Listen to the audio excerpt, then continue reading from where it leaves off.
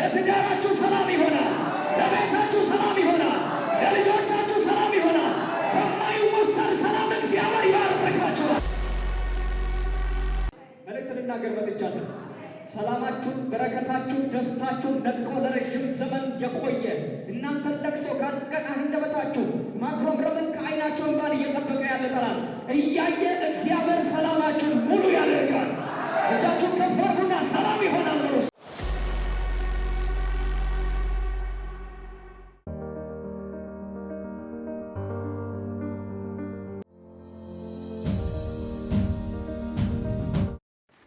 እስጢፋኖስ በድንጋይ ተወግሮ በሞተበት ሰዓት እንዲሁም ደግሞ መላው ኢየሩሳሌም መካከል የነበረችው ቤተክርስቲያን በምትቃጠልበት ጊዜ የተከሰተው አንድ ነው።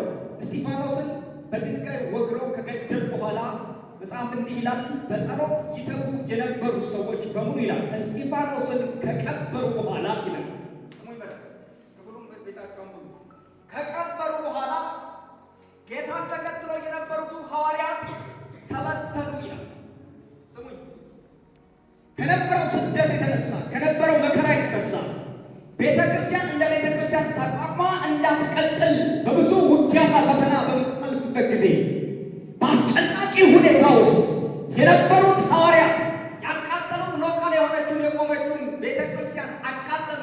በእነ ፊልጶስና በሐዋርያት ዘንድ የነበረውን የጌታን ጸጋ ግን ማንም ሊይዞ ስላልቻለ እነ ፊልጶስ በሰማርያ ተበተኑ የሚል ቃል ታገኙታላችሁ። ስሙ ይበል። ወደ ሰማርያ ተበትነው የነበረው በፈተና ምክንያት ነው። የወጡት ከኢየሩሳሌም የወጡት በስደት ምክንያት ሳኦል እየጎተታቸው ወደ እስር ቤት በሚያስገባበት ጊዜ፣ በሚቀበጣቸው ጊዜ፣ በሚደበድባቸው ጊዜ፣ ለሞት እስከሚያቀርባቸው ድረስ በሚያስገድዳቸው ጊዜ እዚያ ሁኔታ ውስጥ ሁሉም ተበተኑ ይላል። አጠገባቸው ውስጥ ተበትነው ታምራት ያደርጋሉ። ሲሰበስብ ብቻ የሚሰራ ይመስላል። በትነው ታምራት ያደርጋሉ።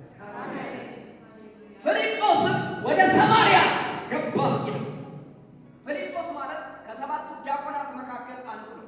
ግን የወንጌል መንፈስ ያረፈበት ሰው ዲያቆን ለመቁረስ ተዘጋጅተው፣ ነገር ግን ይሄ ወንጌል በኃይል የምስራች እንዲናገር አፉን የከፈተ ሰው እስጢፋኖስ ዲያቆን ነው። ዲያቆን ለመቁረስ ተዘጋጅተው፣ ግን ጸጋ ይገለጥባቸው ነበር። የአፋቸውን ቃል ከአፋቸው የሚወጣን የጸጋን ቃል ማንም ሊቋቋም እስከማይችል ድረስ የእግዚአብሔር ሕልውና ይታይባቸው ነበር። ወደ ሰማርያ ገባ ይልና ወደ ሰማርያ ከገባ በኋላ ክርስቶስን ሰበከላቸው የሚል ቃል ታገኛላችሁ። እንፈልጋት ቃል ይችላል። ክርስቶስን ሰበከላቸው የሚለው ቃል ምን እያለ ነው ካላችሁ፣ ሰዎቹ ታምራት እያዩ ያደጉ ትውልድ አለ። ምን አይነት ታምራት ነው ካላችሁ፣ በጨለማ በስምዖን ላይ በሚሰራ በክፉ መንፈስ ብዙ ታምራት የሚመስል ግን ታምራት ያልሆነ እያዩ ያደጉ ሰዎች አሉ። ፊልጶስ ግን ከተማይቷን ገብተው ክርስቶስን ከሰበከላቸው በኋላ ሁሉም አፋቸውን ይዞ ይሰሙት ነበር፣ ያዳምጡት ነበር ይላል። እንዲያዳምጡ ያደረገው ምን ነበረ ካላችሁ፣ ከተማይቷን ሙሉ ፕሮቴክት ያደረገው አይቶት የማያውቁ ሰላም ከተማይቷን ነበር። መጽሐፍ እንደዚህ ይላል፣ ከተማይቷ በታላቅ ሰላምና ደስታ ተሞላች ይላል። አጠገባችሁ ያለው ሰው እያዘሩና በቤታችሁ ሰላም ይሆናል፣ ታላቅ ደስታ ይሆናል በሉስ። እጅን በለበሰው ታላቅ ደስታ። ይህ ያስገረማቸው ደስታ፣ ከተማይቷን ያስደነቀው ደስታ ምን አይነት ደስታ ነው? ምን አይነት ሰላም ነው?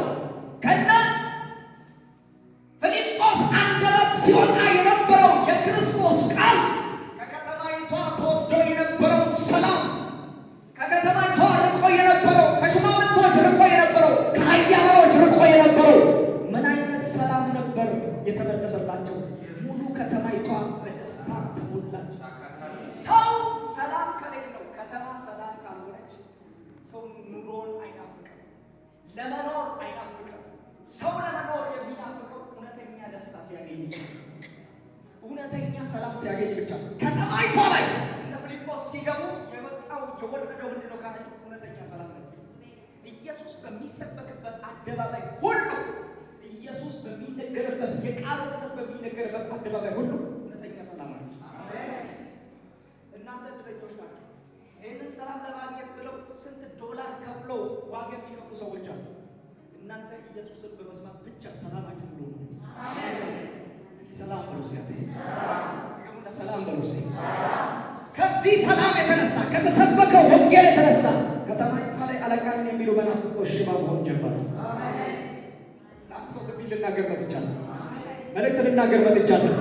ሰላማችሁን፣ በረከታችሁን፣ ደስታችሁን ነጥቆ ለረጅም ዘመን የቆየ እናንተን ለቅሶ ከአንደበታችሁ ማጉረምረምን ከዓይናችሁ እንባን እየጠበቀ ያለ ጠላት እያየ እግዚአብሔር ሰላማችሁን ሙሉ ያደርጋል። እጃችሁን ከፍ አድርጉና ሰላም ይሆናል በሉ። ለኢኮኖሚያችሁ ሰላም ይሆናል። ለትዳራችሁ ሰላም ይሆናል። ለቤታችሁ ሰላም ይሆናል። ለልጆቻችሁ ሰላም ይሆናል። በማይወሰን ሰላም እግዚአብሔር ይባርካችኋል። ጩና ሰላም በሉ ሲያለ ሰላም የሚለው መጽሐፍ ቅዱሳዊ እውነተኛ ሰላም ወይ ሻሎም የሚለው ቃል ይገልጸዋል። ሻሎም የሚለው ቃል በሁኔታ የሚመጣ ሰላም ሳይሆን በሚታይ በሚጨበጥ በሚበላ የሚመጣ ሰላም ሳይሆን በመስቀል ላይ በተሰራ በክርስቶስ ኢየሱስ በመስቀል ሞት ፍጹም የሆነው ሰላም ማለት ነው። በማይወሰድ ከክርስቶስ ብቻ የተቀበላችሁት ሰላም ማለት ነው። ሻሎም የሚለው ቃል ይገልጸዋል። እስኪ ሻሎም በሉስ። ደግሞና ቤት ላይ ይሆናል በሉስ። ኑሮዬ ላይ ይሆናል በሉስ። ሰላሜ ይመለሳል በሉስ።